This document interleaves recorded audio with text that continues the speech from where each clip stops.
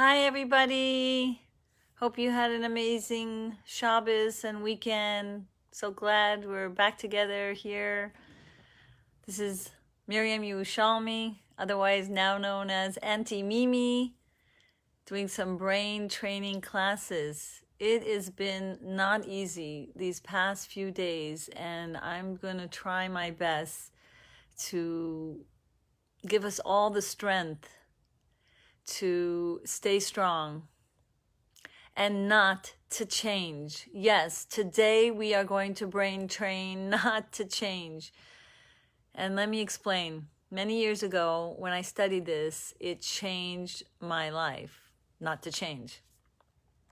My whole life, I'm like, I want to inspire people, to change, to be better, to be more patient, to be more loving, to be more forgiving, to be more accepting, to be more friendly, to be nicer, to be all the things that are just so nice. But when I heard this, I realized, no, it's not about that really. It's about how not to change. Okay, let me explain. You see, in the Torah, it teaches us that Hashem has 13 great, magnificent names for his greatness of mercy and compassion. He's just so loving. He's like a father up in Shemaim. And I know sometimes children can't understand how that can be because they're seeing what's going on in the world. They can experience things that seem not nice.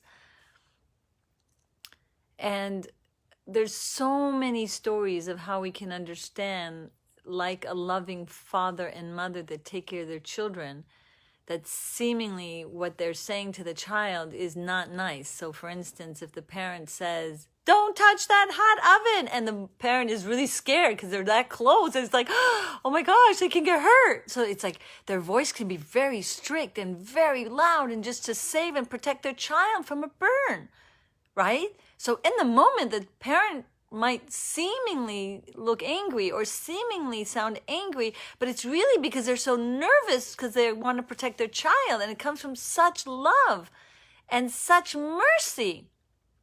So the same thing, like sometimes you'll see some mother crossing the street with her child and the child's running and she'll scream like, no! And she's scared for the child. So she sounds like she's really, really so much like as if she's angry, but it's only because her heart is pounding because she loves her child so much.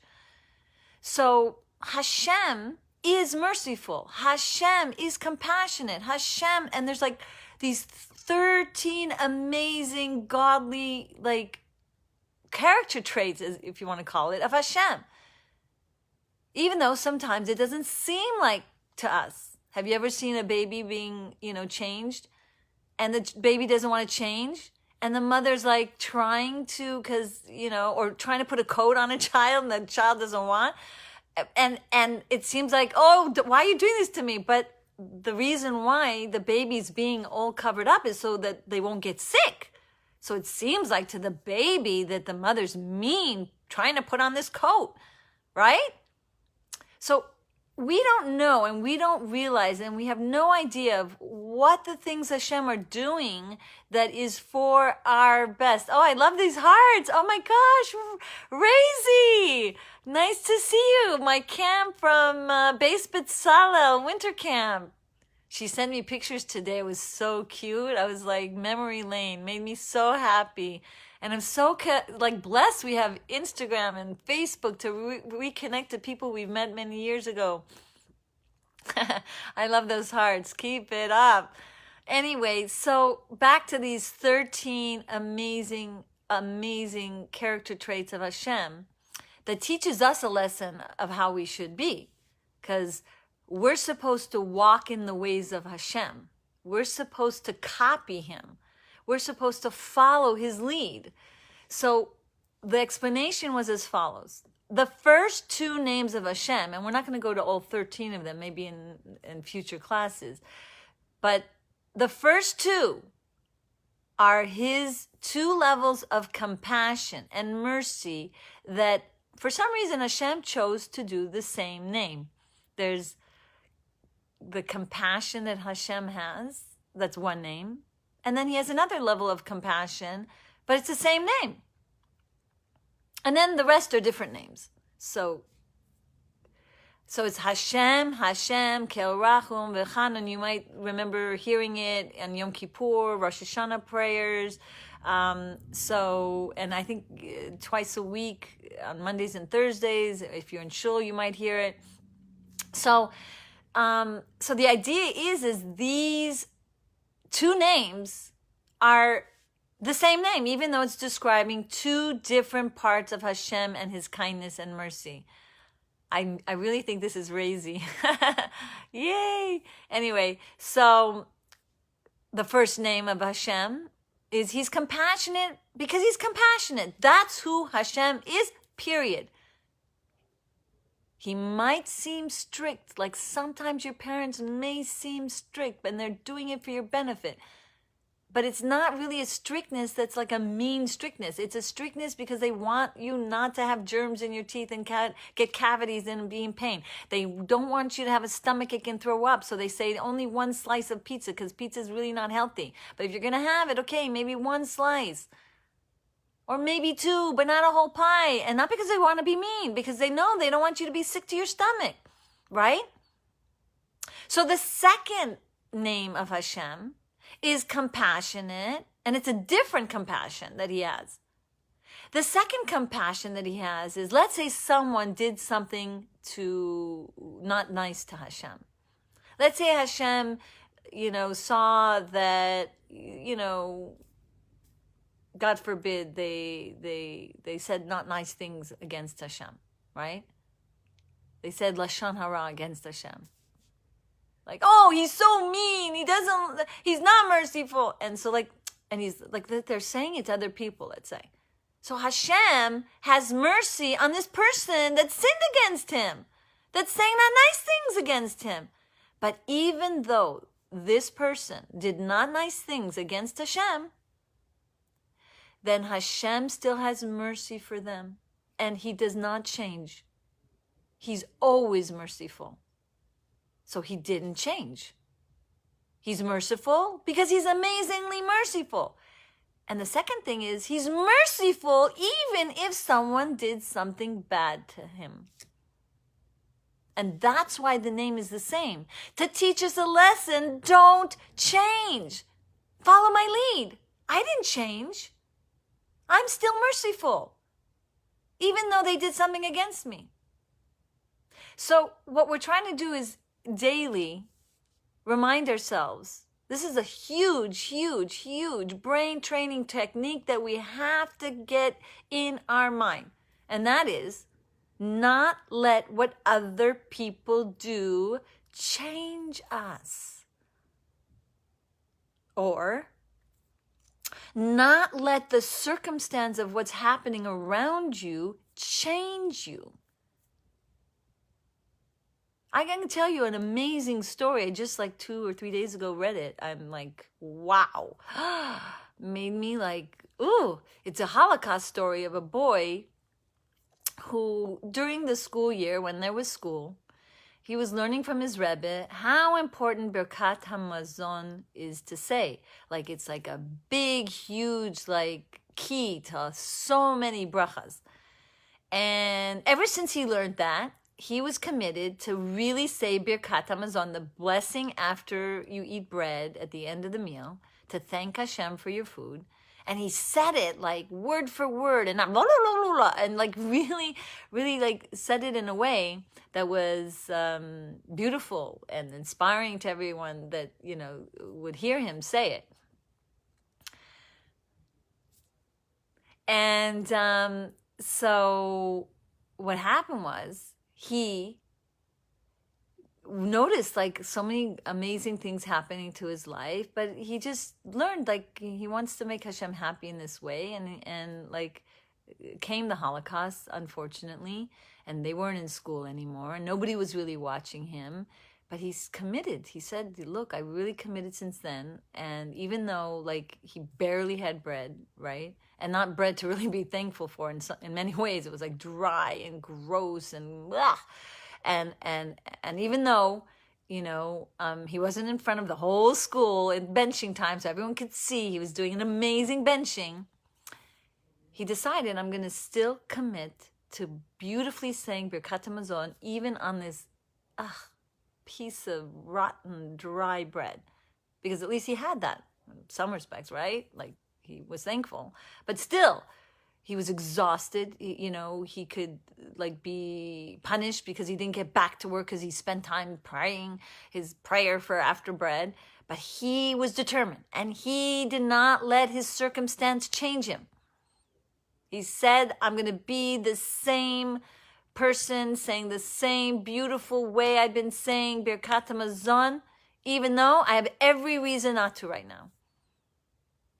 And in this story, I think it was in the Muna book that I read. And in this story, what happens is that, when he's on the line, to go now into the next place that he had to go to, there was like 2 lines. And one line was, you get a really great job. And one line, you just really go to the worst job and very heartbreaking and heart-wrenching and very, very hard job. So the man in front of him, he doesn't even know, says, tell him you're a cook and I'm your assistant, because he happened to be like tall for his age. And by miracle, the officer there actually listened that he was a cook. He was never a cook. And this man next to him did him a huge favor, because he could have said, I'm a cook. But he felt bad for this boy and felt like he could save his life. So they took both of them by miracle. And I'm sure the other guy was chosen and saved because he thought of not only himself, because he could have said, I'm a cook. Why should I? Then maybe they'll take him. He's younger and he looks stronger. A miracle. Both of them were taken. And then all of a sudden, he was able to eat somewhat better than the rest of the people during that time period. And all of a sudden, like by strange circumstance, the boss of this place where he was, managing the kitchen, he was very, very upset because he saw he wasn't getting skinnier like every other Holocaust survivor. And he started saying like accusing him of maybe stealing the kitchen food and eating more than everybody else should be eating. And he threw him out and he said, if you don't dig this ditch in X amount of hours, you are going to be fired from this job of the kitchen. And when he went outside to see what he had to dig, it was so huge place that he had to dig, and how could he do it? And he was just beside himself. But he quickly fixed his mindset and said, no, I'm not going to change. I'm not going to start crying here. I'm going to have faith. I'm going to have emunah bitachon. I've been saying Birkat Hamazon so nicely over the years. I just can't wait to see the miracles. He had such faith, and he didn't allow his circumstance to change him. All of a sudden, miracles of miracles. There were these people trying to make fun of him, okay, and started throwing fruits and vegetables and hitting him on the head, trying to make fun of him that he's a prisoner. And then at first he was like, whoa, look how much food I have. But he was like, why is this happening to me? But he just kind of was like happy, but kind of confused in a sense, because he at least has all this food. But then all of a sudden, a group of mean, the prison guards and all them, they started coming to him and looking at all the food that he had, and they thought he was in charge of the food. And so they were super nice to him, saying, oh, we're starving, can we have some of this? And back in those days, food was like money. If you have extra food, you could use it to get this and to get that and to bribe people to get your way, to save your life. So he's looking at himself and he's like getting it. Like, okay, I'm gonna like, I'll say, you can have all this food if all of you help me dig this pitch, this ditch that I'm supposed to be digging. They said, yeah? They, like, I don't know, 10, 15 men jumped out, came out, dig, took the food, and 2 hours later, when the head guy came to see if he dug the ditch, he said, oh my gosh, your God is with you. How did you do this? And because of that miracle, it saved his life. So here's like the two important messages here. When people behave a certain way to you, you have to tell yourself, I'm not going to let them change me. I'm going to have compassion on them. Just like Hashem has compassion on people that make mistakes, people that went with their Yetzer Hara, people that were tricked, people for many reasons, maybe they're behaving a certain way. I'll have compassion on them. But I'm not going to let them change me. And also when circumstances change. One day we're in school, we're with our friends, we're going to bar mitzvah parties and bas mitzvah parties, and life is great, we're going to the parks. And now we're not in school. And now things are changing. So we have to be very strong and really harness that power of our mind where our neshama is helping us not to let the circumstance, not to let what's happening around us change us. So I give an example. Let's say you have a flower, right? And then someone steps on it. So first the flower is bright and nice and strong. And then all of a sudden you see it drooping and all kind of frazzled, and so it was so beautiful. It was such a blossom, right? So in essence, when a person reacts to you a certain way, or acts to you a certain way, actually, and you try your hardest not to react back, and maybe you're not reacting back, but then you go in your room and you're all sad, and maybe you're crying, and maybe it's hurting you, and so then you ended up letting them kind of step on you and like take away your beautiful neshama and your joy and your and the true you.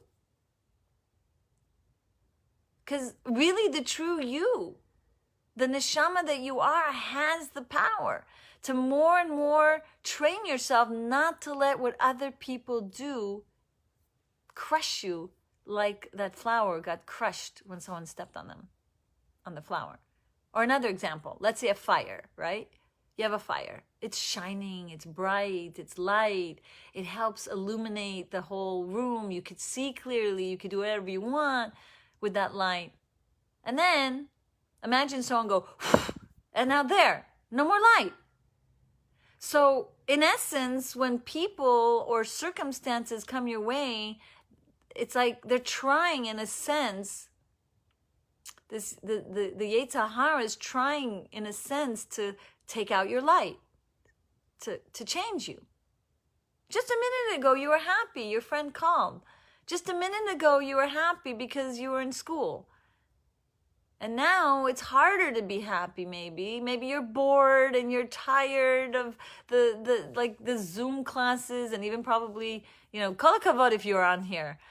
It's just hard. You want to be in person more, but we have to train ourselves not to let all these things change us. Now, is it easy?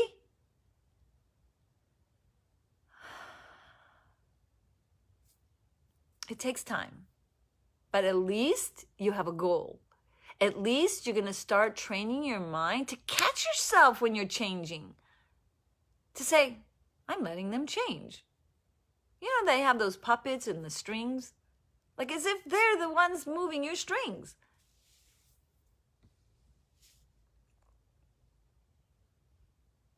We want to be free.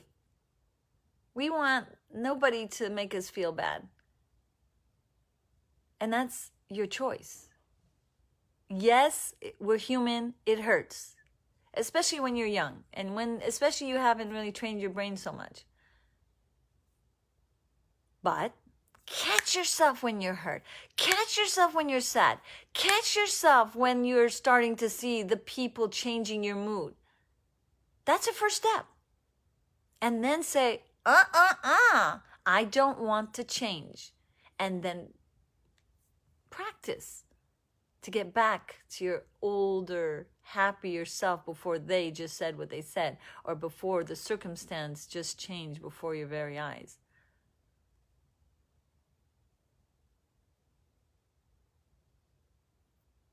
And you could do that. You could practice in your brain every day. And especially during your prayers, when you pray. Remember, we were saying that the prayers really help our mind get strong. Hashem, He's the one who's the creator of the whole world. He's our Father. He's doing everything for us, even though it seems like it's not seemingly good. And in our prayers, we could say, we have faith in you, Hashem. In our prayers, we can beg Hashem, please, Hashem, help me not change. Help me become free from getting my light snuffed out by what's going on around me, or the people that may be not so nice sometimes to me. And remember, we said parents have a Yetzer Hara too. And parents mean well. They love you. And sometimes they also have a moment where they're frustrated. And sometimes they let what happens in the world, or what happened to maybe someone who said something to them, change them. And then it goes to you. It's just like this vicious cycle from one person to the next. And then maybe you treat your sister or brother. And it's like everyone's changing.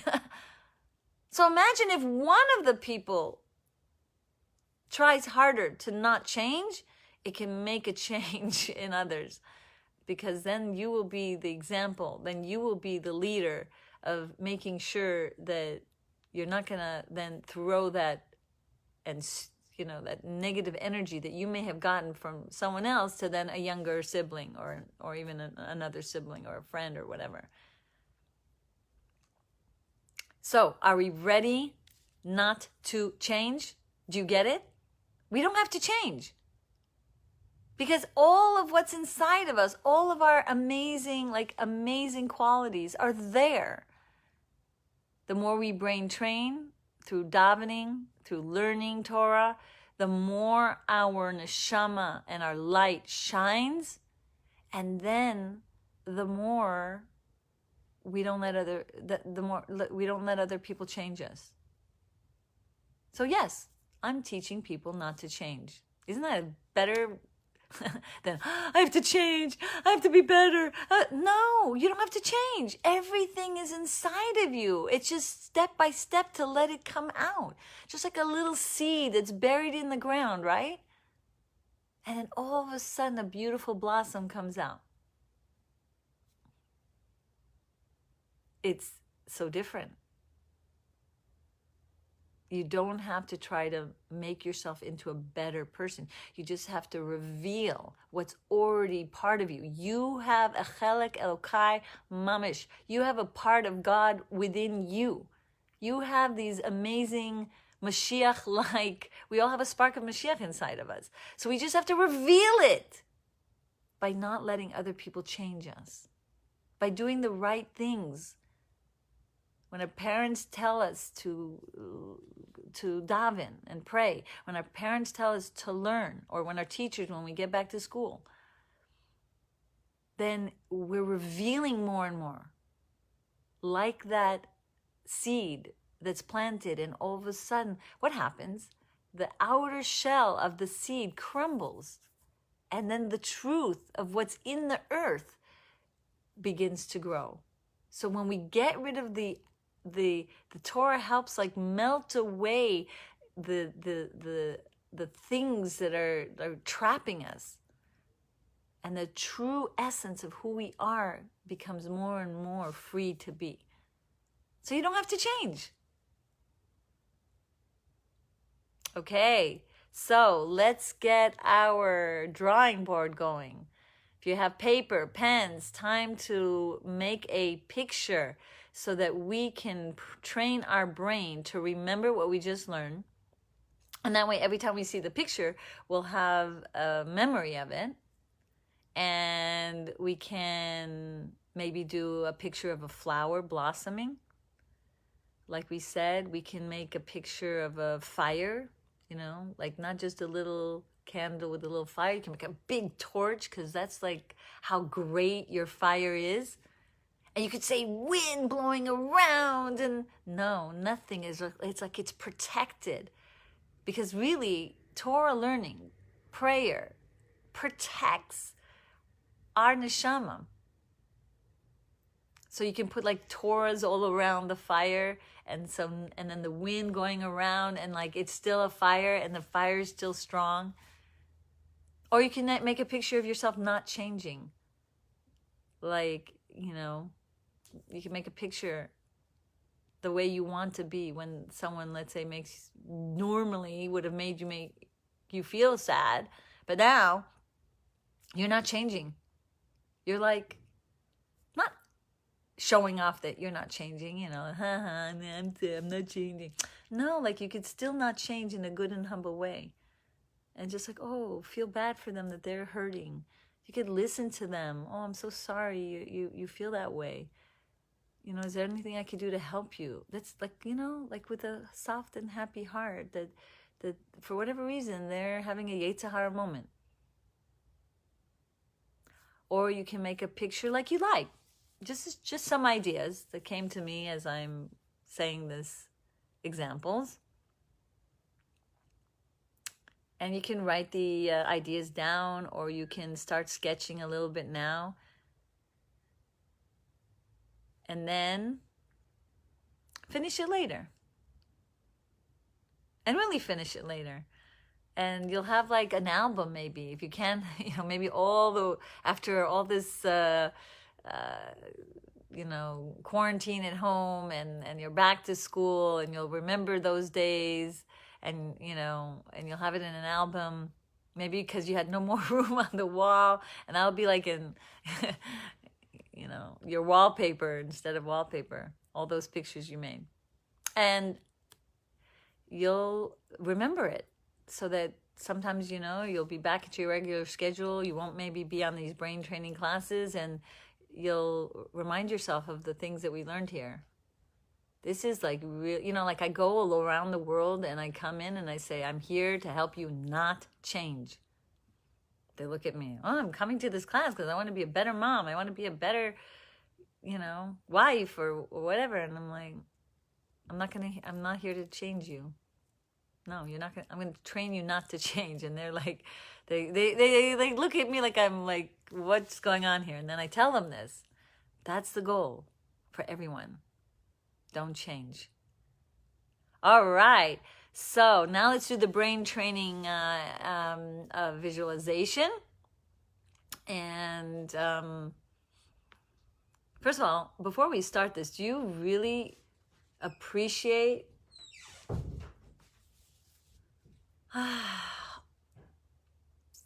that you have a neshama, and that it's there, and that Hashem is like helping you through these classes to help get it more and more out? So can you take a moment and just like really appreciate that we have access to this? Like a lot of people don't. And it's really not easy when everything around us can really change us. We have to really be appreciative. So with every breath you take, you can close your eyes, and you can like maybe start taking a trip to a beautiful place that you like to be at to help your body relax while being in this amazing place. Because remember, when your body starts to relax, then your brain starts to relax. And when your brain starts to relax, it's more ready to integrate and to bring new ideas. And that's when brain training can really work. So you could just take a deep breath and see yourself in a most amazing place that you like to be. And every step closer to that place, you just feel more and more relaxed. And you actually feel more happy that you get to take a break right now and enjoy this vision. So even like smell the flowers in this place. Smell the air. See the beautiful colors of all the blossoms there, all the greenery, all the scenery. And then as you're walking along, you're going to empower your mind. You're going to really train your brain right now not to change. You're going to start maybe saying to yourself, I'm not going to let what people do, I'm not going to let what happens around me change me. I don't want to change. And if you did a picture of a flower, you could see the flower in this beautiful place, continuously blossoming, growing, shining its beauty. If you saw the picture of the fire, you could see that the light is continuing to shine. Whatever you decide, take the time and see yourself in this place. Just enjoying the idea, I don't have to change in this way. Remind yourself, I want to be godlike. I want to follow Hashem's lead. I want not to change. I'm going to be compassionate even toward the people that may have been not nice. I'm going to feel in my heart a prayer that they will learn from my ways. Maybe even see that person and practice right now that you're not changing with them. See yourself compassionate like Hashem. Hashem, Hashem, Kel Rachum V'Chanun, and you have that in you. See them really being amazed. See them now like learning from your ways. See that it really helped them. And see that right now both of you are getting along.